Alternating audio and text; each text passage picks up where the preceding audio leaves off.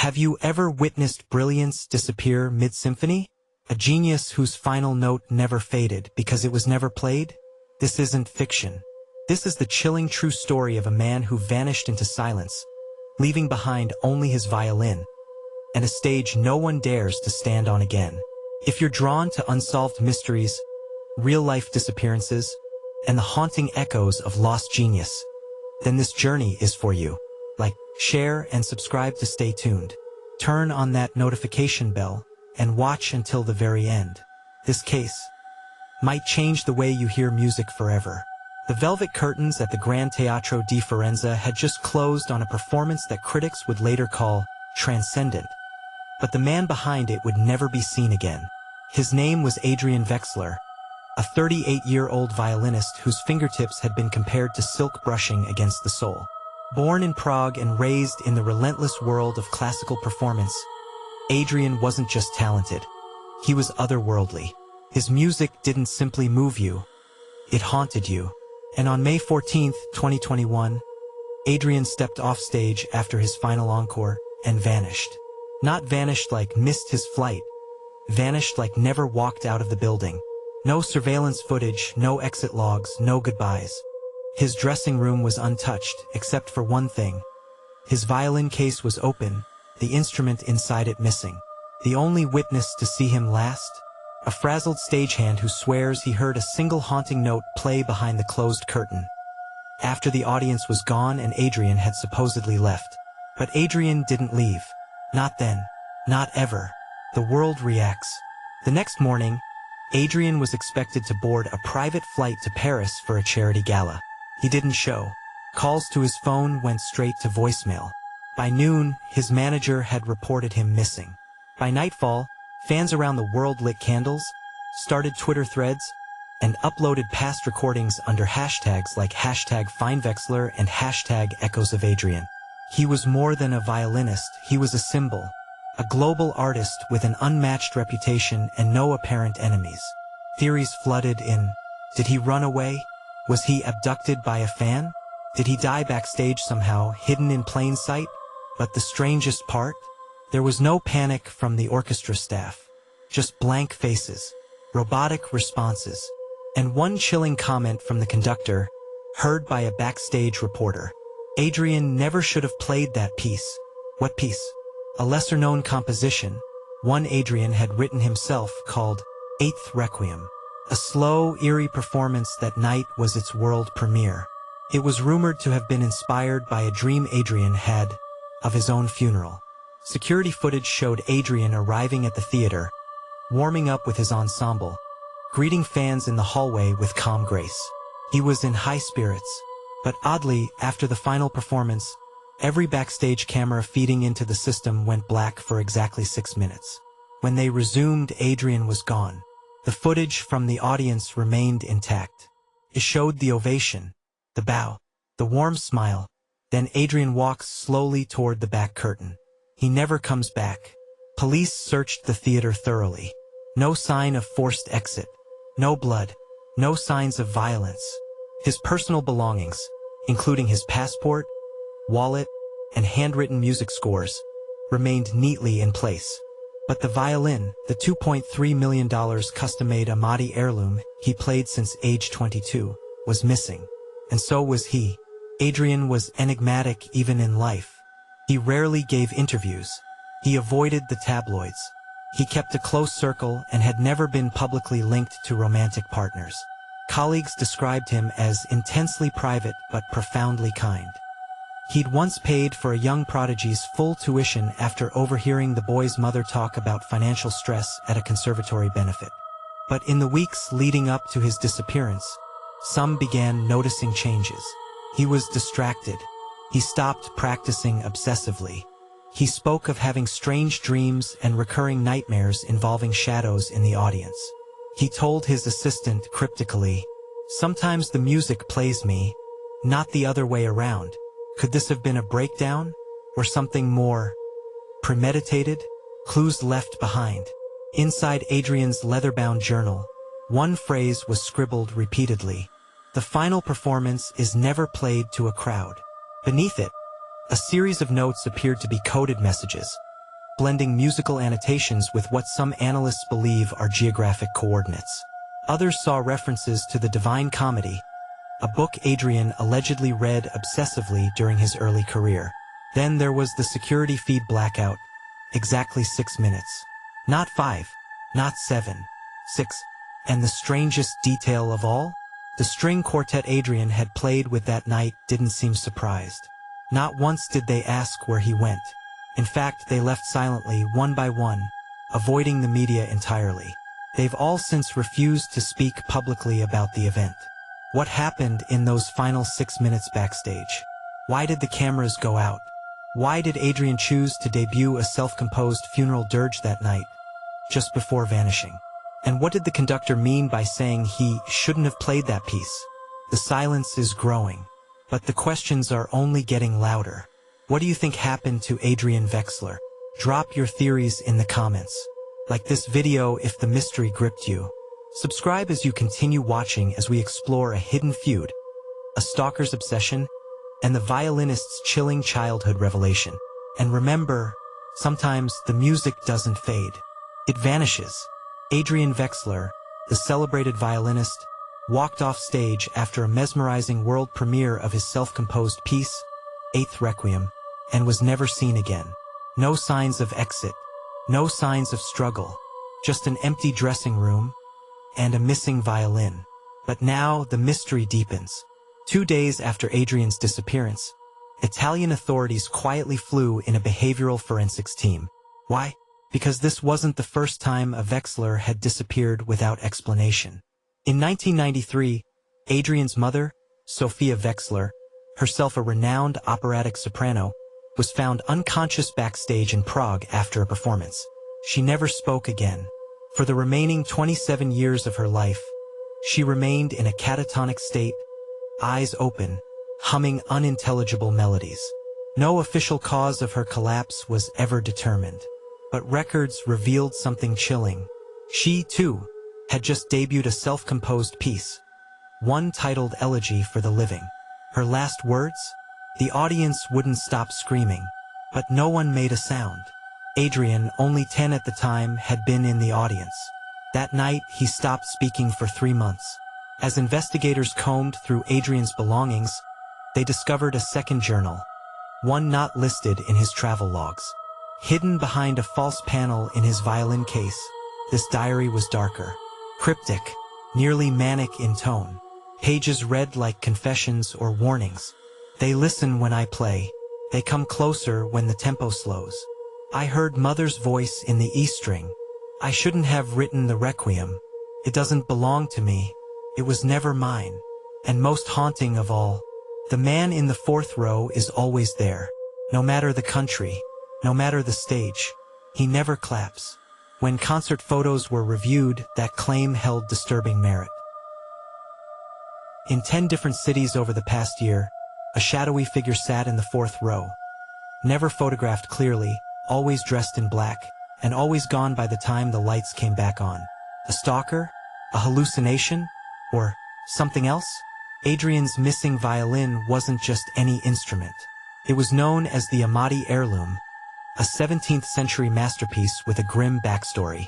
Rumor had it that its original luthier was commissioned by a noble family whose heir vanished during a performance. The violin changed hands 13 times across Europe, and every musician who owned it experienced misfortune. One disappeared during wartime, though nowhere near battle. Another took their life after claiming the violin kept playing in the dark. A third left the music world entirely, leaving behind a note. Some songs are not meant to be heard. Adrian had always laughed off these rumors. In an interview a decade ago, he even said, "I don't fear the violin's history. If anything, I think it's waiting for the right player to finish its final composition." The same composition he premiered the night he vanished. One person broke her silence. Marina Costas, a violist and close colleague of Adrian's, agreed to an off-camera interview under strict anonymity. Her voice trembled. "We all knew something was wrong after the first rehearsal of the Requiem. The air felt heavy. The lights dimmed without cause. Adrian looked like he hadn't slept in days. but said he couldn't stop dreaming about the same note playing over and over.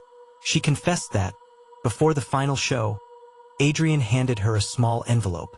He told her, "If I don't make it to Paris, give this to the girl with the lavender scarf." Who was she? We still don't know. But Marina opened the envelope before passing it on. Inside was a single line of music, a bar composed entirely of rests, silence, and a post-it note that read, "The real performance begins when no one is watching." 2 weeks after the performance, audio engineers revisited backstage surveillance recordings to see if any ambient sound had been captured before the 6-minute blackout. First, nothing. Then, exactly 3 minutes into the blackout window, a single sound was isolated, a violin string snapping violently. Then, a whisper. When cleaned and enhanced, the whisper appeared to say, "Play it again." But no voice pattern matched Adrian's or anyone on staff. And more chilling, the sound of footsteps, but in reverse, as if someone or something was walking backward into silence. In an old childhood box retrieved by his aunt in Prague, investigators discovered a crayon drawing made by Adrian when he was 11, mere months after his mother's collapse. The image, a stage, a man holding a violin, rows of faceless audience members, a black shadow crawling beneath the curtain. On the back, scrawled in shaky handwriting, "One day, it will want me to play." Adrian left no note, no video, no farewell to his fans. But a private collector came forward with a claim. A month before his disappearance, Adrian anonymously sold a sealed envelope to a rare book dealer, along with the original score to Eighth Requiem. The contents of the envelope have not been revealed. But the collector made this chilling statement. He told the dealer, once it's performed, no one else must ever see it. Not until the last violin stops echoing. The collector has since disappeared. Now, the mystery isn't just about a missing man. It's about a legacy of silence, a cursed melody, and a question no one dares ask aloud. Did Adrian Vexler vanish? Or was he taken? What do you think? Is this the case of a tormented genius breaking under pressure? A calculated disappearance? Or did Adrian unlock something he was never meant to play? Drop your thoughts in the comments. Was the violin haunted? Was there someone or something in the fourth row? Or is the entire mystery a carefully orchestrated finale? Don't forget to turn on notifications. You won't want to miss what we uncover next, because in this story, the silence screams. Adrian Vexler, celebrated violinist, vanished after the haunting debut of his final composition, Eighth Requiem. His diary hinted at a shadowy figure always watching from the fourth row, a cursed violin, and cryptic clues passed to a colleague before his disappearance, intended for a mysterious girl in a lavender scarf. That girl has finally come forward. 1 week after, our inbox received a simple email. Subject line, "I am the girl." No name, no phone number, just a photo attachment. A blurry concert hall picture from 2 years ago in Vienna. In the bottom right corner of the frame, barely in focus, a young woman sitting in the fourth row wearing a lavender scarf. Beneath the photo, "He told me it would find me too. I didn't believe him. Not until last night. We immediately reached out. She agreed to meet anonymously in a cafe just outside Salzburg. She looked pale, hands shaking, and she insisted on sitting with her back to the wall, facing all exits. Her story, her name isn't important here. She asked that it never be spoken aloud again. Let's call her Clara. She first met Adrian after a performance in Venice in 2021. She hadn't planned on attending, said she'd been drawn to the theater by a feeling. Adrian noticed her right away, not because of the scarf, but because she was the only one not clapping when the performance ended. She told us, "I wasn't being rude. It was something about the silence after he played. Felt wrong, like clapping would break something sacred." Adrian approached her after the show and asked a strange question. "Do you dream in sound?" She said yes. That night, he gave her his email and a warning. "If you ever hear the Requiem in a dream, don't hum it aloud. Ever." The lavender connection. The scarf wasn't a fashion statement. It belonged to Clara's late grandmother, a concert pianist from Dresden. Clara had worn it to every major musical performance she'd attended since age 12. But here's the strange part. When we reviewed archived footage of Adrian's concerts over the last year, Clara appears in at least 4 different cities. Always in the 4th row. Always wearing the same scarf. When asked how this was possible, she visibly trembled. "I wasn't at those shows. I swear to you, I've never been to London. Never been to Naples. But it's me. I know it's me." Clara then showed us what Adrian had given her through Marina, the envelope meant for the girl with the scarf. Inside were 2 things. A ticket stub from Adrian's mother's final performance in 1993. A folded piece of parchment with a symbol. A musical note drawn inside a circle, crossed out in red. Below it was written, "The last note must never be played. If you hear it in silence, run." Clara had no idea what it meant. But then she played us a voicemail she received the night before our meeting. The voicemail came at 3:03 a.m. No caller ID. Distorted audio. First, static. Then, the unmistakable sound of a violin string snapping. Then, a slow, deliberate humming. The melody matched the opening bars of 8th Requiem. But then a second voice, low, breathless, whispered, "She's listening now." Around the same time Clara received the voicemail, a former audio technician from Adrian's tour anonymously contacted our team. He had worked the Naples show where Clara had unknowingly appeared. What he revealed chilled us. During rehearsals, he heard something strange in Adrian's solo mic. A faint interference, like a second violin playing slightly off-tempo. He tried isolating the signal. When he enhanced the track, the second melody wasn't part of Adrian's piece. It was something older, ancient. He claimed, "I traced it to an old Jewish funeral dirge. One I hadn't heard since I was a child. My grandfather used to hum it at night. He said it was the song you played when you wanted the dead to listen." Clara handed us a final item. An old, weather-worn page she had found tucked inside her grandmother's piano bench, only days before her encounter with Adrian. It was titled Nocturne in Diminished Silence. She'd never seen it before, but at the bottom corner was a signature in faded ink. Wexler, Adrian's mother.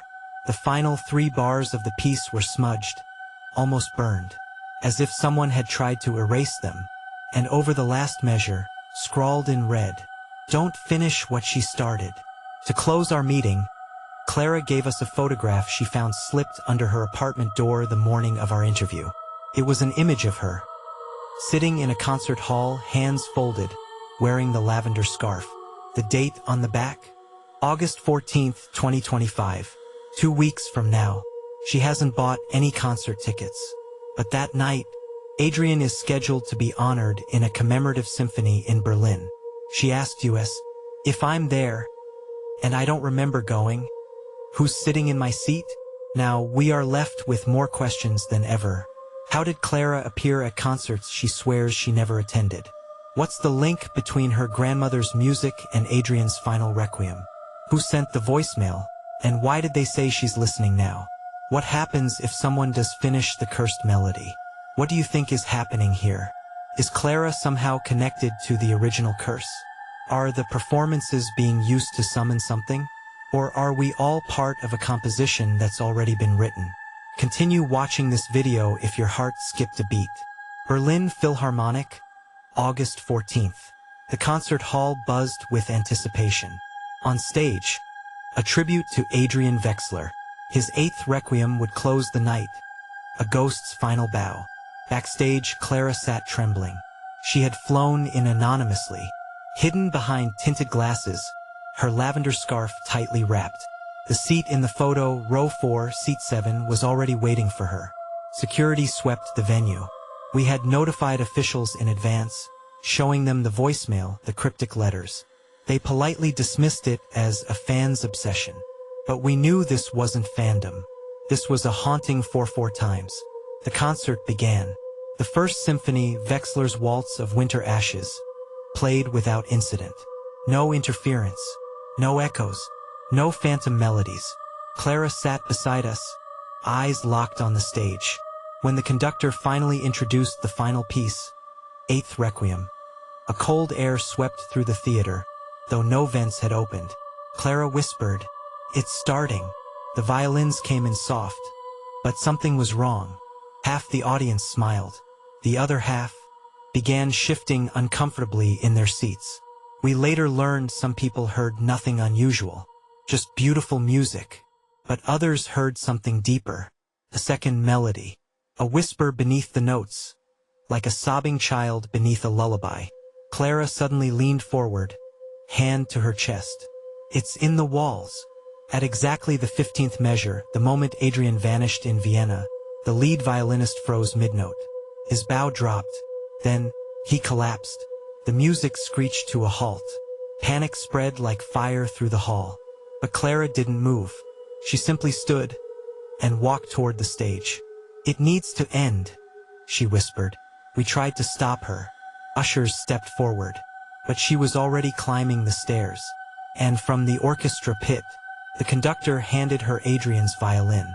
Then Clara raised the bow and played, not Eighth Requiem, but the unfinished nocturne by Adrian's mother, Nocturne in Diminished Silence. The burned bars, the piece that shouldn't be played. The moment she reached the final smudged measure, the lights flickered, and the air felt thick, like the world was holding its breath. From somewhere unseen, a voice whispered, "She's finishing it," the note that shouldn't exist. And then, she played it, the last note, not written in any score, not part of any melody. It was discordant, unnatural, a low, humming tone that vibrated not in the ears, but deep in the bones. The chandeliers above shook. A scream came from somewhere in the rafters, but no one was there. And then, silence. The music ends. The air lightened. The violin string snapped the same way it had in the voicemail, and Clara fell to her knees. When we rushed forward, she looked peaceful, as if a weight had lifted. She looked up at us, eyes clear for the first time in days. "He's free now," she said. "The photograph burns." Back at the hotel, Clara handed us the concert program. The one with her photo slipped inside. It had changed. The seat was empty. Where she had once sat, only the lavender scarf remained. And slowly, as we watched, the photograph caught fire along the edges. We dropped it, but it left no ash. Only silence. 3 days later, Clara vanished. Left her hotel without checking out. Phone off. Bank accounts untouched. But she left one last file on a USB drive, taped beneath our car windshield. A single audio recording. We played it. Her voice. The music wasn't cursed. It was a map. Every note a memory. Every silence a secret. He wasn't taken. He was transposed. Then a violin strings. But this time, they were two. Two violins playing in harmony. And then, nothing. The unfinished truth. To this day, no one knows exactly what happened. But here's what we do know. Adrian Wexler's violin was taken into evidence. When opened, it contained a folded note. Some songs are not for the living. The original Nocturne manuscript vanished from the Salzburg archives. The concert hall's cameras failed during Clara's performance. There is no visual record of her playing that final note. Clara has not been seen since. So we ask you, what happened that night? Was Clara part of something larger than she understood? Was the Eighth Requiem a summoning, a desperate call across dimensions? Did Adrian really vanish? Or did he move into the music itself? Is there such a thing as a melody so powerful? Does it rewrite reality? What do you believe happened to Adrian and Clara? Drop your theory in the comments. We'll pin the most haunting one. Comment the final note if you stayed with us through the whole symphony. Like this video if the story sent shivers down your spine. Subscribe and turn on notifications. More chilling mysteries are coming soon. Share this video with someone who needs to hear the silence behind the music. This was the mysterious case of the Vanishing Violinist. And remember, not every song is meant to be heard. Some are meant to be escaped.